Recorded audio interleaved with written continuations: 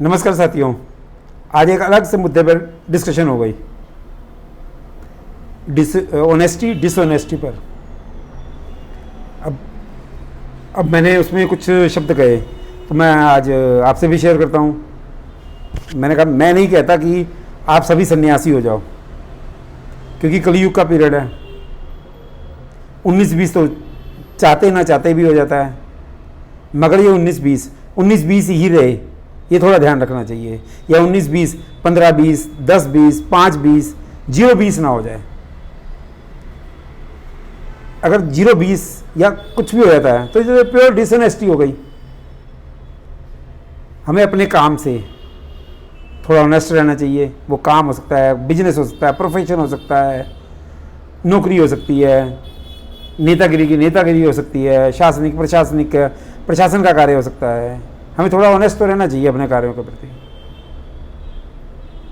लेकिन कलयुग है भाई, आयु जो सी है, इस चीज़ का भी हमें ध्यान रखना होगा। आयु जो सी है 60 साल है, 80 साल है, 100 साल है।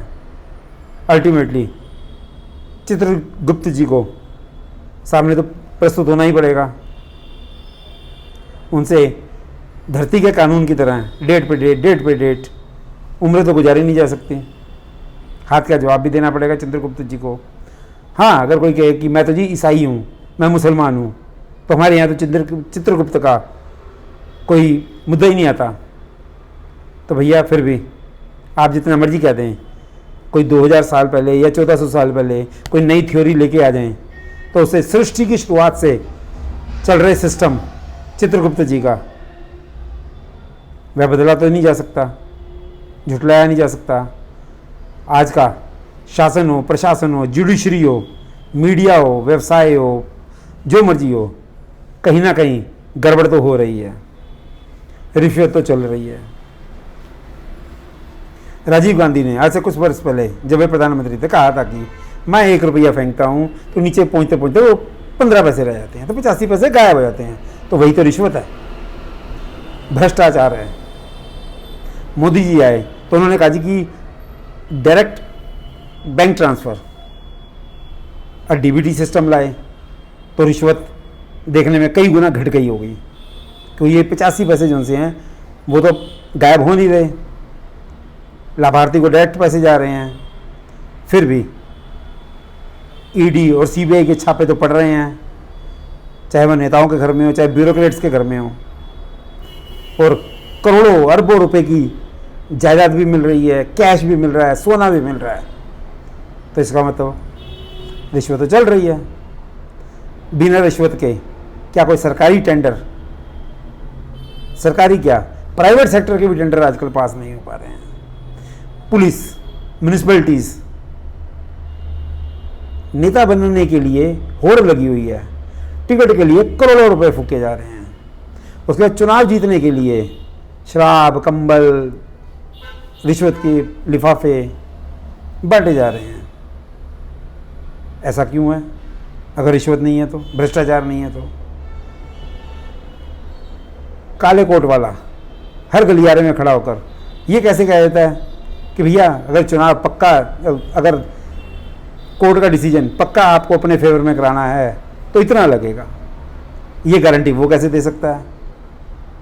अनऑथराइज कंस्ट्रक्शन, सरकारी ज़मीनों पे नाजायज़ कब्जे क्या हो नहीं रहे?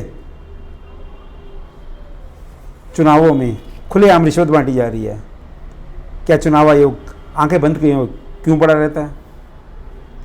डॉक्टर से इलाज कराने जाते हैं, इलाज महंगा और महंगा होता जा रहा है। जितना मेडिक्लेम का बिल होता है, मेडिक्लेम का अमाउंट होता है, वो सब चट हो जाता है, चाहे बीमारी छोटी हो या बड़ी हो। किडनी रैकेट्स के भी नाम सामने आ जाते हैं। काले कोट वाला पता है सामने वाला अपराधी है, कत्ल करके आया है, सारे प्रूफ वकील लोग आराम से जान लेते हैं, फिर भी बड़ी फीस है, फेवर करने में लग जाते हैं, किसी भी हालत में बचाने में लग जाते हैं।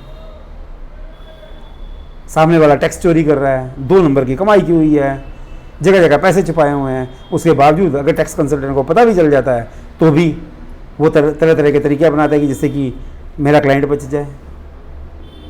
एक बार निगम पार्षद बन गए, विधायक बन गए, एमपी बन गए और ऊपर से मंत्री बन गए तो भैया पीढ़ी दर पीढ़ी की बल्ले बल्ले हो जाती है। ऐसा क्यों हो रहा है?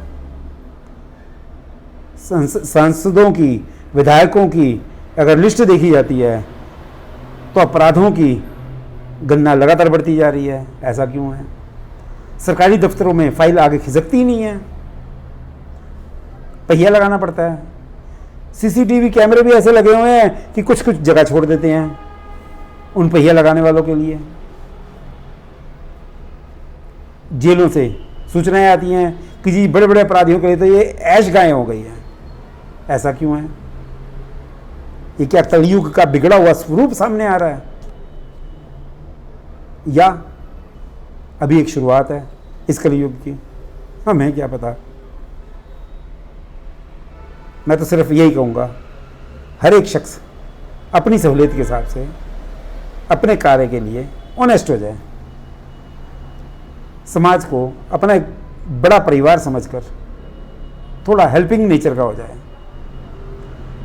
19-20 हो जाती है लेकिन फिर भी उसके मन में थोड़ी सी ग्लानि हो जाए।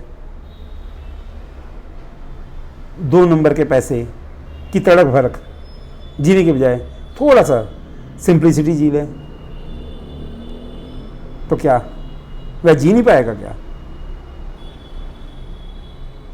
अब एक और चीज़ बताइए, आयु लगातार घट रही है। 125 साल होती थी, फिर 100 साल हो गई, फिर 80 साल पे आ गए, 60-70 में निपट लेते हैं लोग। तो नहीं भी निपटते तो दुनिया भर की बीमारियां लेके बैठे होते हैं, डायबिटीज़ है, बीपी है, इन समस्याओं के साथ बैठे हुए हैं। अगर ये 2 नंबर का ज़्यादा इकट्ठा कर लिया है, या मान लो कल कुछ करोड़ रुपए की रिश्वत लेके आया है, कोई भी जुडिशरी है या प्रशासनिक अधिकारी है या नेताजी हैं कोई, या कोई भी बंदा है या व्यवसायी है, रिश्वत दे के आया है या लेके आया है, और आज उसकी सांस रुक जाती है, ख़त्म हो जाता है वो, तो क्या हुआ उसका? वो 2 नंबर के पैसे का क्या हुआ? हाय लेकर आया है वो। अगर किसी से भी नाजायज कुछ लेकर आया है तो उसकी हाय भी साथ में आई है। 2 नंबरियों को दिए जा रहा है। वो कहते हैं कि आज 2 नंबर का कमाया है और कल 2 नंबर का दे के हम छूट जाते हैं। ऐसी थ्योरी, ऐसा क्यों है? शासन क्या कर रहा है? शासन की शक्ति क्या कर रही है? प्रशासन क्या कर रहा है? कानून, न्यायालय, न्यायाधीशों की सीट पर बैठे हुए जजेस जो उनसे हैं, बड़े बड़े रुतबे वाले, वो कर क्या रहे हैं आखिर? मैं तो ये कहूँगा, जय हिंद, जय भारत।